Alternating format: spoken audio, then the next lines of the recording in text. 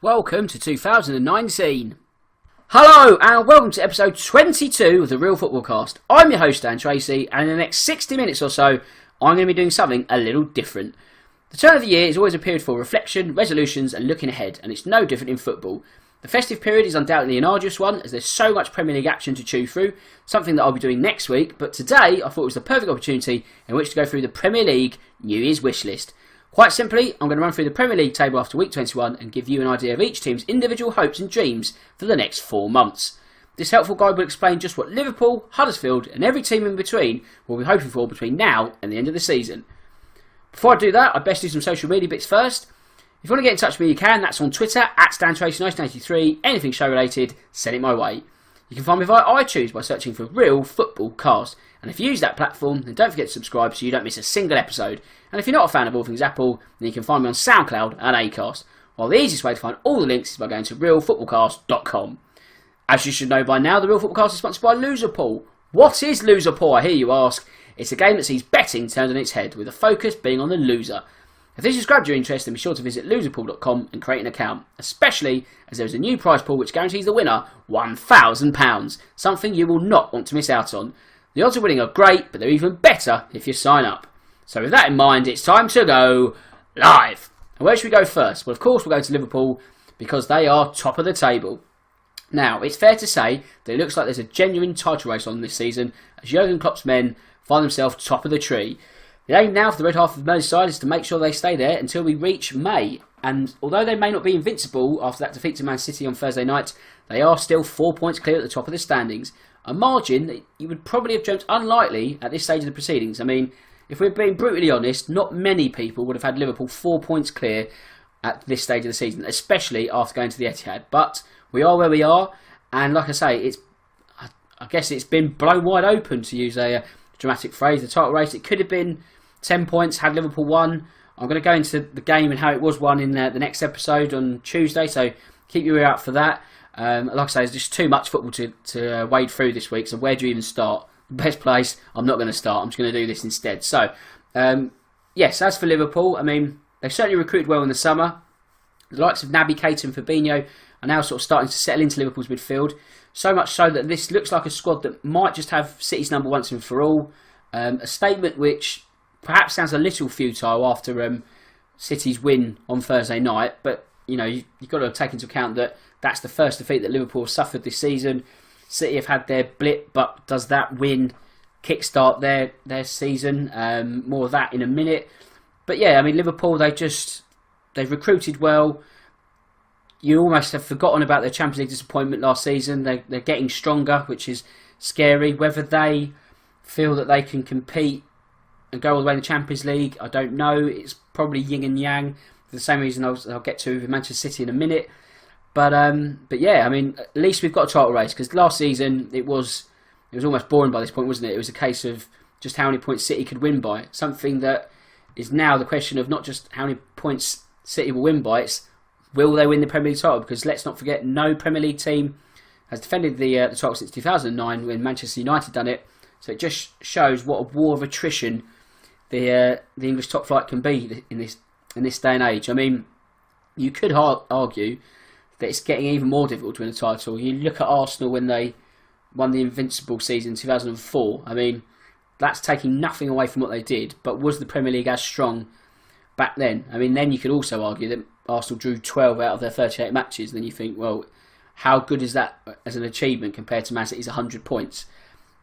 You know, that is an argument that will never really be resolved. Obviously, Arsenal fans will be gunning for their one, pun intended, and City will obviously feel they've got the stronger success. It's subjective. I'll leave that up to you. But what is not subjective is who's going to win the Premier League. One team will do it, and it's either going to be one of Liverpool, Man City, or maybe an outsider that we'll get to in a minute. But as for City, they might ask for their wish to be granted a little later in the season, for the simple reason that if Liverpool are gunning for the Premier League title, then Pep Guardiola's men might just be looking to conquer Europe instead. City have all the money, all the money you could wish for, and more. And they've spent a lot of it over the last decade, but they're yet to truly join the continent's elite, and something that you only really manage to do, and that only really materialises when you capture a first Champions League title. That's when you're at the top table. Dare I say, you probably even need to win more than one. You look at someone like Porto 2004. I know they did it under Mourinho, but they're not at Europe's top table. That was just I think freak season's an unfair term, but it was, that's never really, especially in this day and age now, football's moved on so far in 15 years. That's never going to happen again. But City need to start building a European legacy, and they can only really do that once they get the first one out of the way. So for them, does Pep Guardiola sort of think to himself, and I think this could be yin and yang for Liverpool, if Pep Guardiola thinks to himself, I'm 4 points behind Liverpool, we can still do this, then he may have to decide to compete on both fronts. If that gap was at 10 points, he then might have thought, okay, there's 17 games to go, but it's probably a little too early to wave the white flag. But then realistically, he then has to think, okay, maybe the Champions League is the path of least resistance this season, and we can finally get the European trophy that the club has been pleading for the last decade or so. They want to be at the promised land. They could be there this season. They're currently the bookmakers' favourite to do so. That is to win the Champions League. Perhaps the only team that will stop them are City themselves. Again, like I say, it all comes down to multiple fronts. If they're in March and that gap has got wider again, then that's the point where Guardiola might think, do you know what? Just let it go. Let's be champions of Europe. For the same reason like Liverpool, they might sort of have to weigh up and think, do you know what? As a club, we've won the European Cup, 5 times?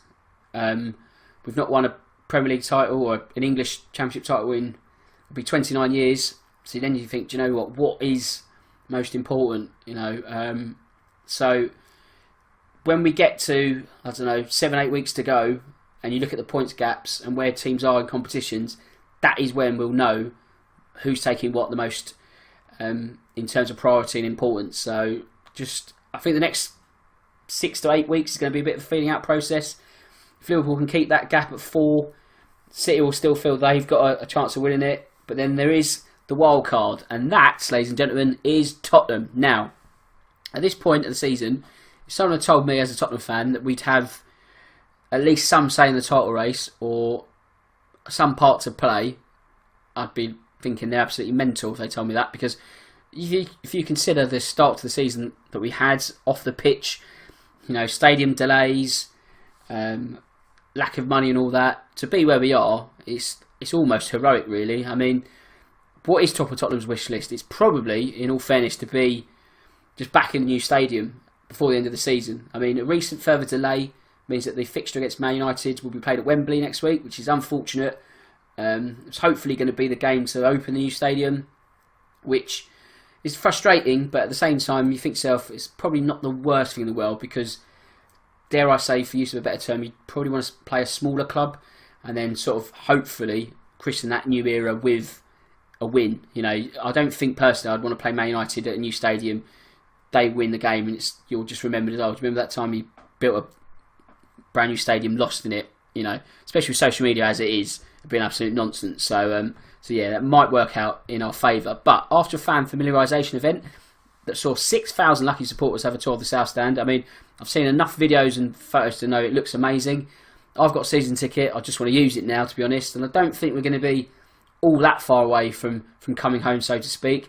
And if we are back next month, let's say February, just picking a date out of the air, it could be a real shot in the arm for our title hopes. Because if we can stay in the mix, let's say, in that 6-7 points bracket, with the flip of home games being back in our favour, then you never know. You just got to keep believing. It's not insurmountable. Even if City were 10 points behind, should I say, it wouldn't be insurmountable in terms of a gap, because there's still a lot of time. So if Spurs can stay in that 6-point bracket and get home, then you just never know, do you really? But I mean, our hopes of winning the title as Tottenham fans, as a club, they've got slightly more realistic after recent form.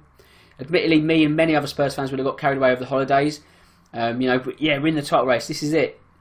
A mood that was definitely tempered after a surprise defeat to Wolves at home, which is a bit annoying. But I think just fatigue got the better of us there. I mean, what else can you do? It was, like I say, it's been a punishing Christmas schedule, not just for us, for everyone. And I think just in this day and age, to get 4 wins from 4 is almost Herculean effort. So it's just frustrating. What is more frustrating, that had we beaten Wolves, we'd only be 4 points behind Liverpool ourselves.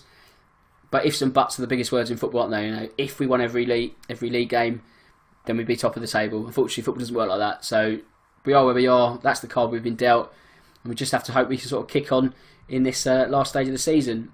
Not only that, I guess the desire to win a trophy is great once more, especially as we find ourselves in the Carabao Cup semi-finals against Chelsea, and they are the next team in our list. So Chelsea, there's no doubt that Eden Hazard's talents are, amazing, but at the same time, he cannot do all the work that's required for Chelsea to make sure they finish in the top 4 at the end of the season. What would undoubtedly aid him is a centre forward that's firing on all cylinders. A brief that both Alvaro Morata and Olivier Giroud have failed to live up to this season, and something that has, to be honest, stopped the Blues from being genuine title contenders, because I think that ship has sailed now, in all fairness. Certainly after that 0-0 draw at home to Southampton, a result which not only drops 2 points, but it highlights just about everything that is wrong with Chelsea at the moment. I mean, now the question is whether Maurizio Sarri, and it's one he has to ask himself, is whether or not he deems it necessary to look into the January sales and look for attacking reinforcements. The only thing that might stop him is the lack of obvious candidates, to be honest, because they've said today, which is Friday, that they're not going to be going for Gonzalo Higuain. So after that, you're looking down the list and you're sort of thinking, well, at this point in the season, who really is available? And you'd have to sort of say there's no real obvious candidate, because now the sort of talk is, do we call back Tammy Abraham? Which, is not necessarily a bad move. It'd be good for him, because then he's closer to be actually a bona fide Chelsea forward. But at the same time, this is someone who didn't have a great season at Swansea. That admittedly is not all his fault, because that was a poor Swansea side.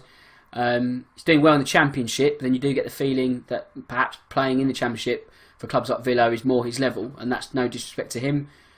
Then again, you could counter that by saying that you need Premier League minutes to be a real Premier League striker, something that he has had, but not enough. So I think the only loser if he does go back to Stamford Bridge is Aston Villa, really, because I think it gives Chelsea an extra forward, and then I guess someone else who can take the scoring burden off Eden Hazard if he can find the net. I mean, also don't forget you could apply all that same logic to Michy Batshuayi at Valencia, but Sarri has said that he's not prepared to call him back. But then again, he said the same about Abraham. So it's probably easy to call back Abraham, but Batshuayi is a great forward as well.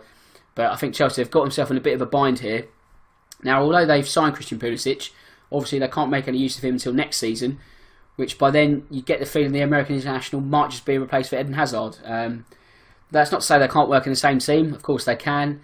But, I think Chelsea's, all their forwards, it looks lacklustre. Not only just Morata and Giroud, you've got Willian and Pedro who just seem to be getting worse with each game. Age looks like it's catching up with them, which when you're wide forwards and you need that pace, it's a real game changer in your game. If you've lost that extra yard, that ability to get past a fullback, then you are sort of doomed, really, and it's just diminishing returns thereafter. So it will be interesting to see what Hazard does, but you do get the slight feeling that it's Pulisic in, Hazard out, but not this month. It will be in the summer. So let's stay in London and let's go to the Gunners, the Arsenal, as we know, their unbeaten streak, impressive as it may have been with their 400 draws against the top calibre Europa League opposition, has come to an end. Sorry, I'm being flippant, but obviously that came to an end recently against a Southampton side, and it's one that again highlighted their deficiencies that this new look Arsenal side has. So, sorry, that being in defence as they shipped a trio of headed goals at St Mary's. Now, admittedly, they did have a makeshift back three on display that afternoon, but it has shown that there's still work to be done in the red half of North London.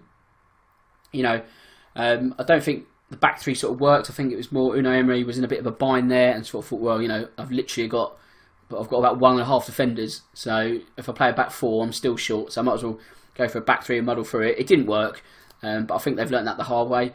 They're great in attack. We saw that against Fulham on New Year's Day, 4-1 win. There's no doubts how good they are in terms of quality there. It's just their defence. Just like Chelsea new forward, Arsenal will be looking to the transfer window for potential additions, but at the back end of the pitch. And again, it's a question of who's available in mid-season. And it is one that could be closer to home, as Gary Cahill is looking for first-team football after being frozen out of Chelsea. Now, the Gunners are confident they'll be finishing in the top four, especially now with the gap which is shortened between these two London clubs. And if Chelsea is struggling for firepower at the moment, at the same time, it does boosts Arsenal's hopes, but then it also makes you think that Gary Cahill wouldn't be allowed to go to Arsenal. I know he's not a striker or anything, but like I just don't think that Chelsea are sort of going to be willing to sell, even on loan, to a direct rival. I know they obviously let Petr Cech go to Arsenal, but that was a sort of good service measure. Well done, good behaviour, that kind of thing, which I think, in fairness, they could have allowed Gary Cahill to do if there wasn't such a small gap between the two clubs. If Chelsea were pushing more for the title and not looking over their shoulders in the race for fourth, then you probably could have seen Cahill swapping colours. But now, I think they'll be thinking, no, the last thing we want to do is make the Gooners stronger. So Cahill might be staying in Chelsea. Well, he'll be staying in West London, put it that way. And I'll reveal why later on. So don't go anywhere, hey? Let's go now to Manchester United. Yes, the cliffhanger there, but yeah, it will make sense towards the end of the episode, put it that way. So, United, they'll probably be wishing that they sacked their manager a lot sooner now. That's 4 wins from 4 at the time of writing. Sees Ole Gunnar Solskjaer. Well, he's obviously taken to the Old Trafford like a duck to water, isn't he? I mean, the question now is whether he can do enough to earn the job on a permanent basis. If he could win a trophy, or even snatch a very unlikely 4th place if he was to leapfrog both Arsenal and Chelsea, it would only solidify his case to get the job.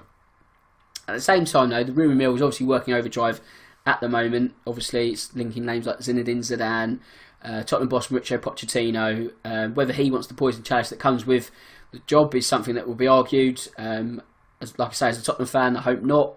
I mean, if we're competing for the league and they finish 6th, then you do have to sort of question why you'd want to make that demotion. I know you can argue about a big club until the day you die and all that, but what is a big club? Is it history? Is it, the legacy that's been made, or is it the here and now and what you can do in the future? So that's, again, phone in, call in if you want to argue that one. But yeah, I think whether Tottenham will see Pochettino move, I don't know. If I was a betting man, which I am sometimes, if he's going to go anywhere, it'll be Real Madrid. I don't think it'll be Man United. So Spurs aren't in the clear by any means in terms of bedding their manager down and making him stay for another season or however many more. In terms of Man United, I think 4 matches, and admittedly they've been easier fixtures, but Solskjaer has not only winning matches, revived a flagging season, but he's got players that actually want to play for him now. Paul Pogba and his stupid dancing aside, he actually looks like the player that they spent 89 million on. So something is working.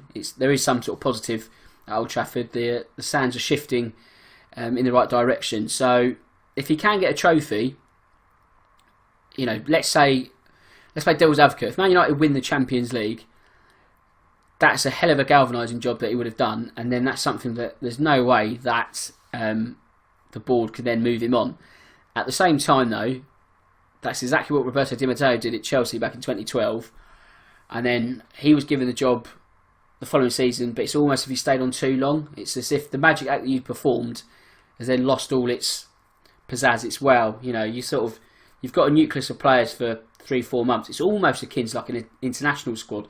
You're working with a group of players that's, you can't really change. That's your players. There's nothing you can do. All you've got to do is coach them to get the best out of them.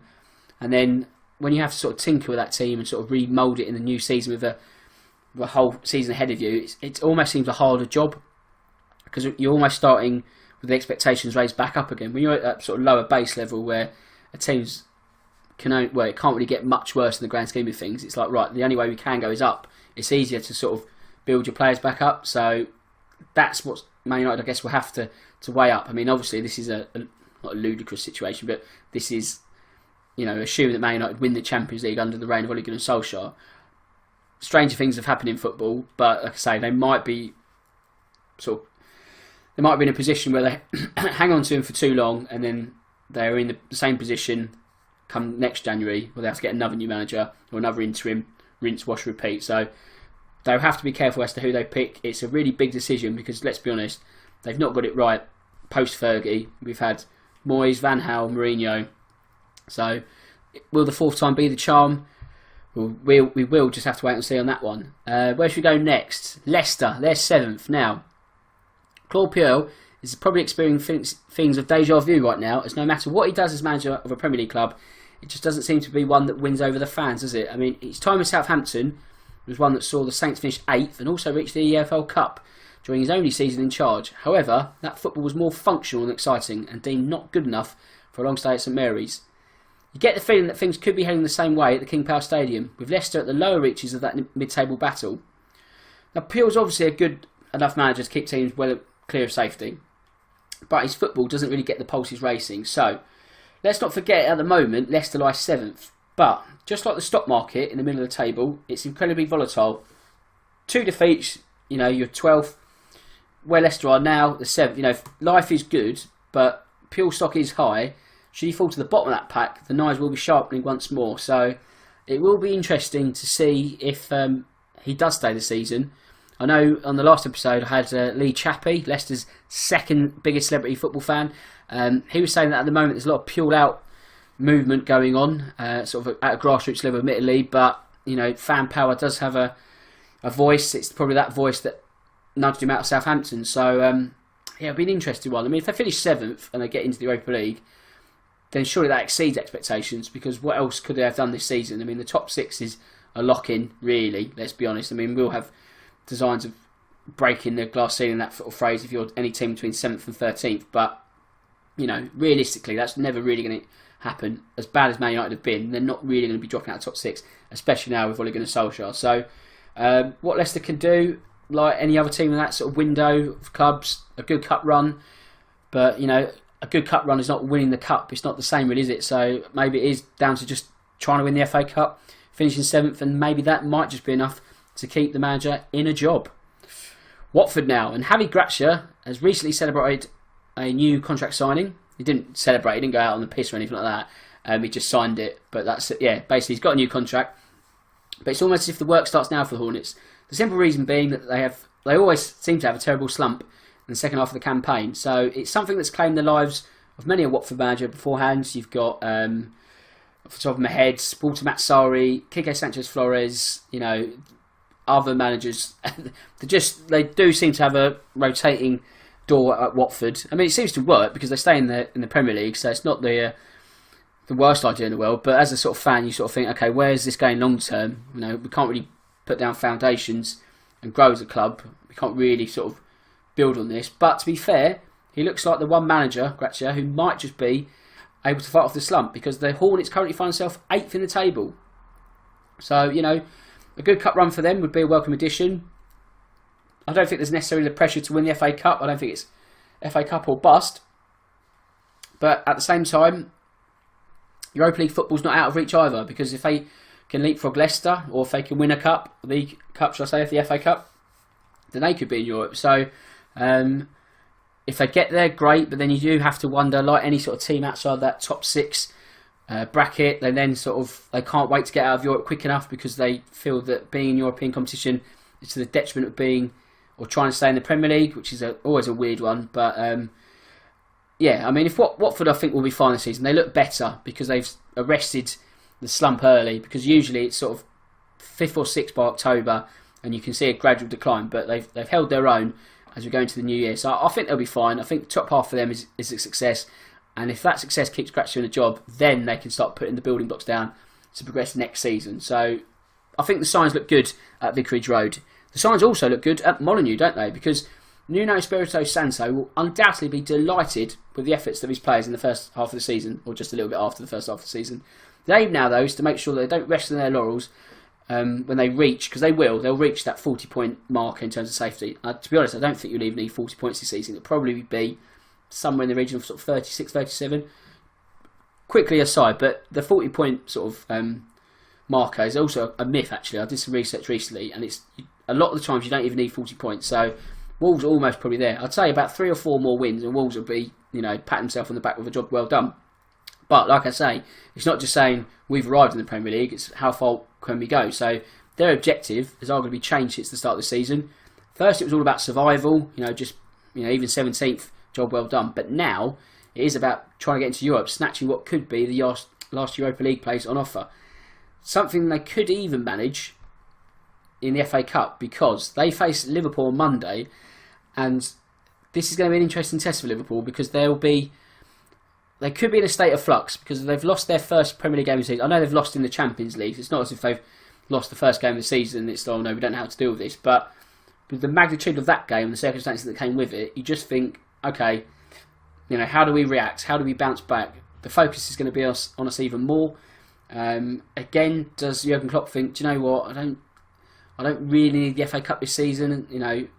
So is it a chance to rest key players, knowing that they'll be kept fit in terms of Premier League action? Because let's be honest, Liverpool are probably one big injury away from their season derailing. They've been very lucky in that sense. But I don't want to talk about Liverpool too much because obviously we're talking about Wolves. So let's park that thought. But I mean, let's be honest, Wolves, they've been a real breath of fresh air this season, haven't they? And I say that through gritted teeth as a Spurs fan in our recent defeat. But I mean, they've just been, I think excellent's a fair term. They've been inconsistent, but when they are good, they're really good, if that makes sense. When they play against the big teams, they are holding their own. So with the money that's been chucked at them, making a smooth transition into the Premier League is never a guarantee. Let's look at Fulham, and we'll do that later on. But, just because you spent X amount of million, it doesn't mean you're going to be guaranteed Premier League survival. But they've made their return to the top flight look incredibly easy.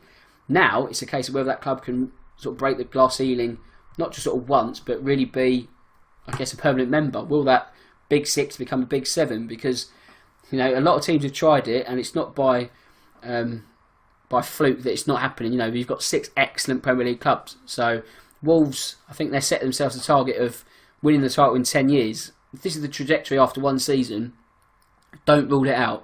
So if you listen to the Real Football Cast in the year 2028, I just want to say, I told you so. All right? Now, moving on. West Ham. So the Hammers, they had a nightmare start to the campaign, didn't they? And one that had a lot of people asking whether or not Manuel Pellegrini was really the man to replace David Moyes at the London Stadium. Because David Moyes did a good job. Again, not exciting football, not exhilarating, not going to get the pulses racing. But at that time, West Ham just needed a firefighter, didn't they? They needed someone to keep David Moyes, not to keep David Moyes up. He's not sort of like Weekend at Bernie's. But, they just needed someone to keep West Ham up. And Moyes did exactly that. I guess it was a case of thanks for all your efforts, but we need to move on now. So, like I say, at the start of the season, it was like, I don't know, this might be the wrong decision. But Pellegrini's making a mockery of those doubters now, as the East London outfits are in the top half of the Premier League table at the time of writing. So, they're in a position where they can afford, I guess, to start looking up the table rather than over it, or over their shoulders.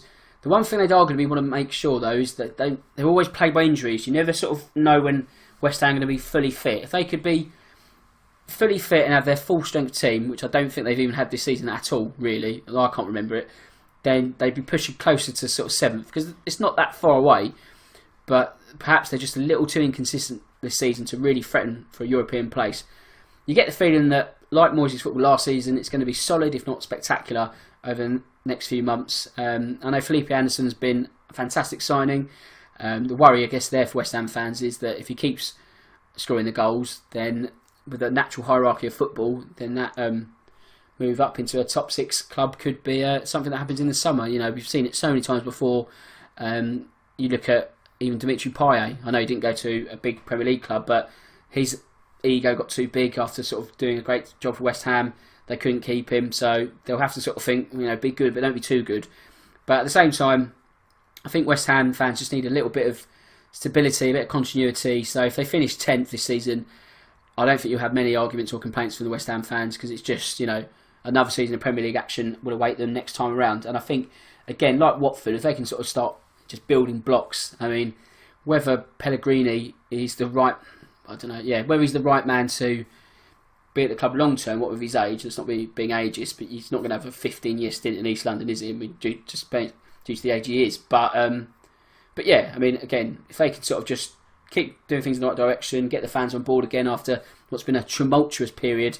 Look at last season with those pitch protests, and I think just stay out of the limelight, and I think they'll be fine. So, Everton, now into the second half of the table now, so we're halfway, and Everton, something of a transitional season this time around.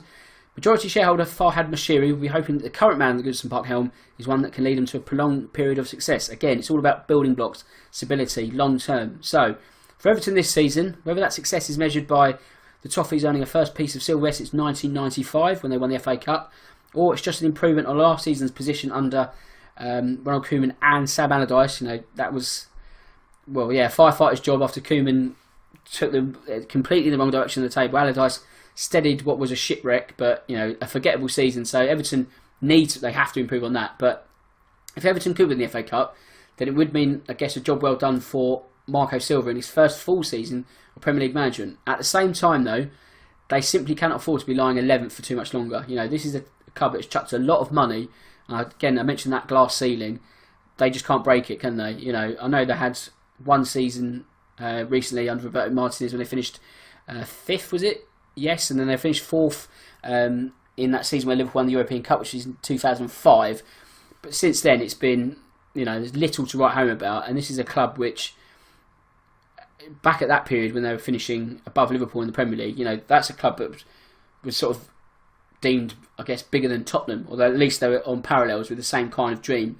And it's almost as if Tottenham have slowly but surely getting to where they want to be. They're nearly that last step. Everton seem to be almost going backwards. So, it's an interesting time for Everton. I mean, as I mentioned with Leicester, the mid-table does have a habit of being so volatile. So, if you like it to the stock market, shares in Marco Silva are very low at the moment. But, he needs to make sure he hasn't been a bad investment, because if he can get up to 7th, get back into the Europa League, you think, okay, it's not the worst job in the world, and it's probably par for Everton want to be. But if they could win the FA Cup, which is going to be, there'll be outsiders to win it in the grand scheme of things. I don't think you'd sort of be making them red hot favourites to win the trophy, but at the same time, I think they've just got to improve that league position, because they shouldn't.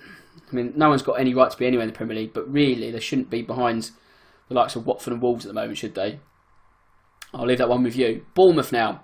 Now, it's pretty obvious that the Cherries and what they'd like for the new year, that is a return to winning ways, especially after losing 8 of the last 11 league outings. Now, I guess that's quite a wide sort of scope. That's like looking at a team at the bottom table and saying you've lost 18 of your last 28, but Bournemouth have just been in a bad run. There's no cause for concern, though. I think it's just the case that the fixture computer has been incredibly unkind to Bournemouth as of late. It's not a real fixed computer, it's just a man in an office somewhere. But they've had a tough run of fixtures, and they've more often than not come out on the worst side. I mean, they've not been embarrassed in any way with heavy defeats. Tottenham aside, actually, I'm doing myself a disservice there. But apart from that, it's been sort of 2-1s, 3-1s, although they were thumped at Wembley. But at the same time, they're a club that's again in that mid-table bracket, albeit at the bottom end of it, and they could still realistically finish anywhere between 7th and 13th. So now that the South Coast outfit are an established Premier League outfit, they'll have eventual designs on reaching Europe, and it might well be a dream that's not realised for a couple more seasons, because again, they need to be more consistent, and it's also one that will probably be aided by a move away from the Vitality Stadium, because you look at the capacity of 11,000 give or take. You have to be really, really punched above your weight to then get into European football. I mean, I know a stadium doesn't define who you are as a club, but not only that, from a revenue point of view and the money it could bring. So if they can finally get to a bigger stadium and sort of bed themselves in the Premier League, if they were sort of finishing in around 15th, 17th, it'd be a bit of a gamble, because you could build a new stadium, then get relegated, and you're left with a bit of a white elephant, like so many clubs have done before, like Coventry, there's a good example. Sunderland, I know that wasn't immediate, but look at them in League One with a huge 46,000 seater stadium. So you have to be careful to build it at the right time. I'm not going to say Tottenham are going to get relegated after building their stadium, but I think if they can build a new stadium and keep Eddie Howe in the job, it's going to be difficult. I think it'll be easier to build a new stadium than it is to keep Eddie Howe in a job, to be honest. Again, a lot depends on what happens in the summer in terms of up the football hierarchy. We look at Felipe Anderson could be moving up the chain. I think this summer, if things happen above Eddie Howe, then it might be the time. But then again, you could argue, what's he done in the Premier League? Is survival enough to be given a big job? I guess that's what goes against you as an English manager. You can only really get the jobs in that middle to lower bracket and do as best a job you can. I think Bournemouth, again, they'll be fine. I don't think they're going to have too much concern. A good start to the season has absorbed this bad run to a certain degree. If they can get out the other side of it, I know they drew 3-3 in midweek. The signs are there, but their defence is a little bit leaky. If they can just shore that up, they've got goals. They'll be fine. I think they'll be where they are now, and I think that'll be a par for them. So, staying on the south coast, we now go to Brighton, and for the Seagulls, it's about how much football they can squeeze out of Glenn Murray between now and the end of the season, because the talisman is making a mockery of Father Time at the moment as he continues to terrorise opposition defences, although admittedly he hasn't really scored that often. If he has, I can't remember. But at the same time, regardless, he can't last forever, can he? And I think Brighton will have to be mindful of that, especially as Chris Hughton will be managing his minutes. If Murray's at full fitness, then he'll be an important player in Brighton as they look to just keep their distance between that and the sort of lower bracket of teams. They've just got a healthy enough gap at the moment, but they need to just get like a win every other game, or just keep getting points on the board. And I think they won't be sort of dragged into that real battle. So again, for a team that is in their second season syndrome is a phrase that we use all too often in the Premier League, and it's one that's been sort of debunked. Really, it only 9 teams have actually fallen foul of that. So thankfully for Brighton, they're not really showing any serious symptoms, and I don't think they're going to sort of cop a deadly dose of that. So they'll be in the Premier League come August for a third successive season, no doubt about that. You can have that guaranteed. Crystal Palace now. Roy Hodgson, he'll be undoubtedly wishing for a new striker in January as he looks for the goals that are required to keep the Eagles soaring above the bottom 3.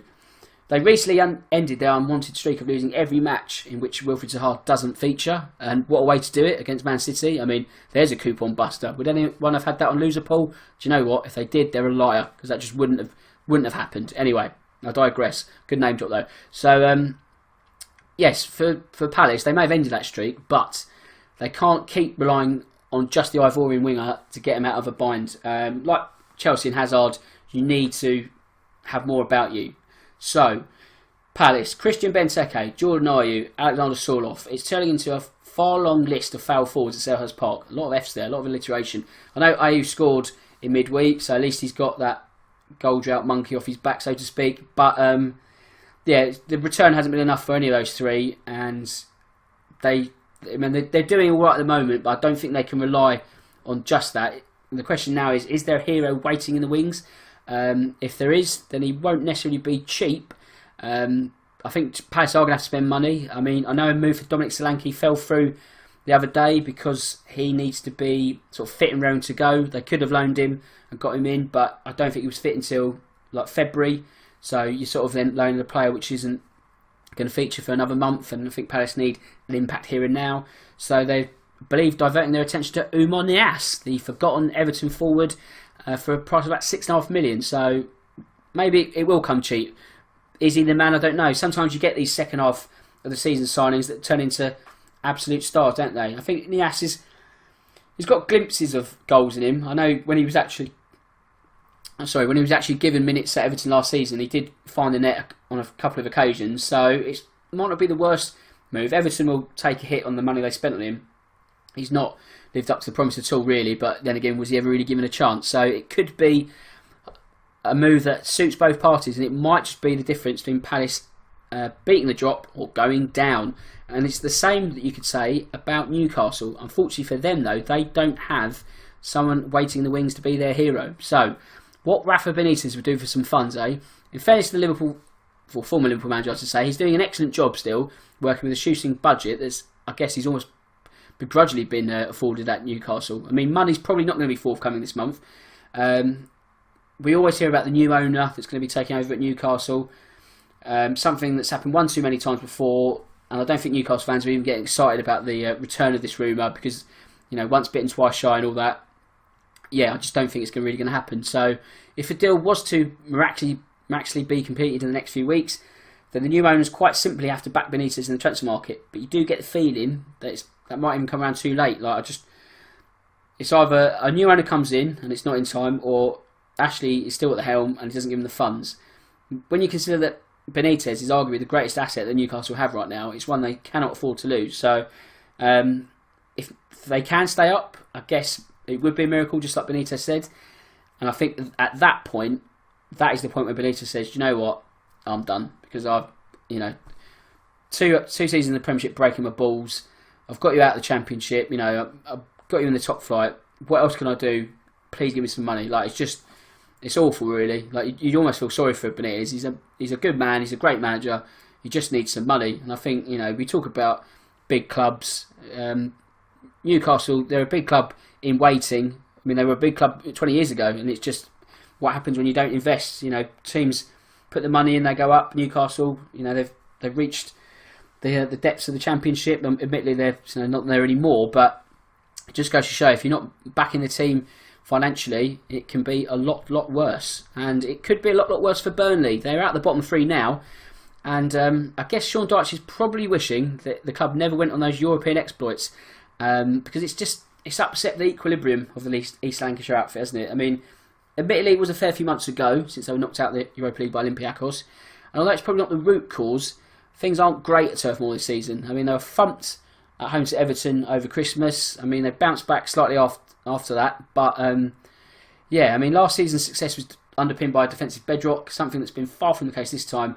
Before Christmas, they'd already conceded 33 goals. I mean, if they can shore up their back line, which they're making strides to do, they should have a greater chance of staying up, but they're not out of the woods by any stretch of the imagination. And I think, what will help is if Nick Pope stays in goal, because I think Joe Hart is just, I think he's done as a top level goalkeeper. I think, obviously Burnley's defence hasn't been great, but I just don't think it's really working for him anymore. He talks good games, doesn't he? But his performances have been pretty much woeful for Burnley, and I think he will be bench warming for the foreseeable. Cardiff now, and Neil Warnock will be hoping that he can bottle the Bluebirds' recent impressive home form, especially when you consider that they picked up just 5 points on the road this season.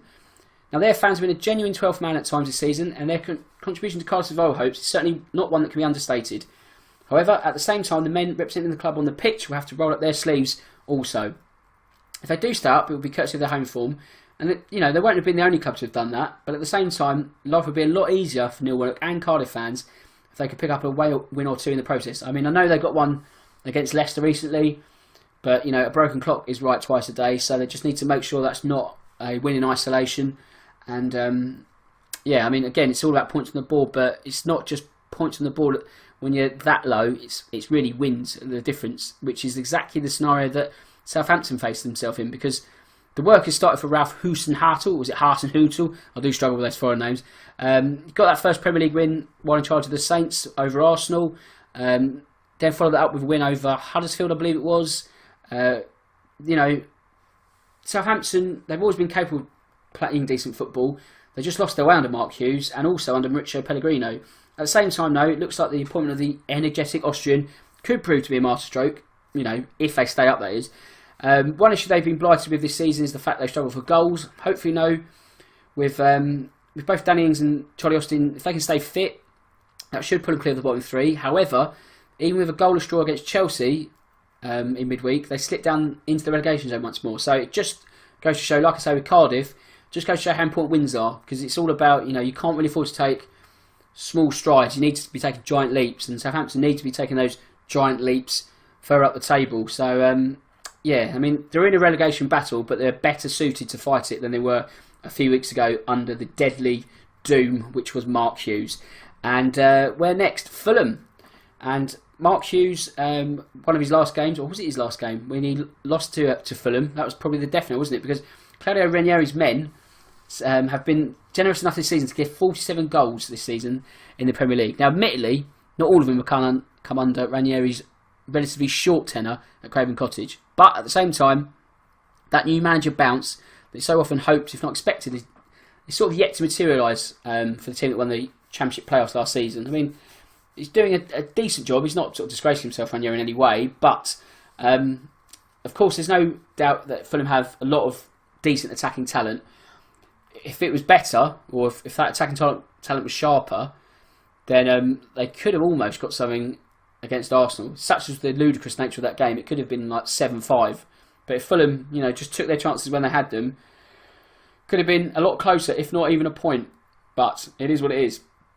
For their endeavour up front, they've been massively let down by their defensive counterparts. So, something that's going to have to change in this new year and onwards if they're going to have any hopes of avoiding relegation. They're off the bottom now, but they're still 4 points from safety, and that means there's still a lot of work for the Cottagers to do. The question now remains is whether Ranieri will be able to create another Premier League fairy tale in keeping Fulham up. He might be able to do that though if he can get, wait for it, Gary Cahill on loan. Yes, the cliffhanger. I told you, thanks for investing your time and staying on this late in the show, because Gary Cahill looks closer to going to Fulham than he does Arsenal. like I say, Gary Cahill will probably be allowed to move because of good service, good behaviour, as a servant to the club, well done. But like I say, I don't think Chelsea are going to want to make Arsenal stronger if it dents their own hopes of qualifying for the Champions League. So, with that in mind, I think they'll allow him to go to Fulham for those sort of reasons. So, if they can get Cahill, a man who's sort of been there, done the lot, then that could be a real masterstroke, and that could be a real boost for their survival hopes in these next few months. Obviously, 3 teams have to go down, and one of them looks like it's going to be Huddersfield, because it's clearly obvious that David Wagner would love a striker in January, because the top goal scorer at the moment is Mateusz Jorgensen, the defender. Now, that's not the most damning indictment of the Huddersfield forwards. However, when you consider that Jorgensen has scored just 3 goals, it's apparent that they need to be a lot better in the final third.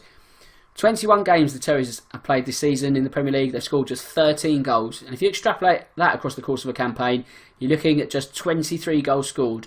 A statistic that almost screams relegation in the face. One that's even louder, I guess, when you consider that the club have lost their last 8 league matches. It's fair to say that things are looking incredibly bleak for the Yorkshire outfit. And that, I hope, I don't want to end on a bleak note, is about the end of this episode. Yes, so I've gone through the Premier League wish list.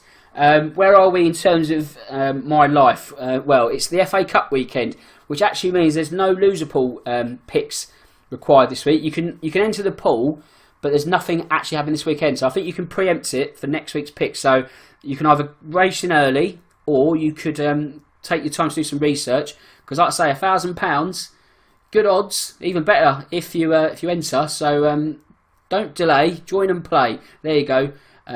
Let's have that as our new slogan for 2019. I like it. But yeah, I'll be back on Tuesday, another Tuesday recording with JS, my main man JS. We're going to be getting an overview of what's happened over Christmas in the Premier League. Like I say, there's just been so much football, isn't there? Too much to really sort of hammer down one podcast. So it just made sense to sort of summarise everything that's happened. Otherwise, it'd just be a podcast every sort of 2 or 3 days. And as much as I love podcasting, you'd probably be sick of me as well. So on that bombshell, it just leaves me to say that my name's Dan Tracy. This is the Real Football Cast in association with Loserpool.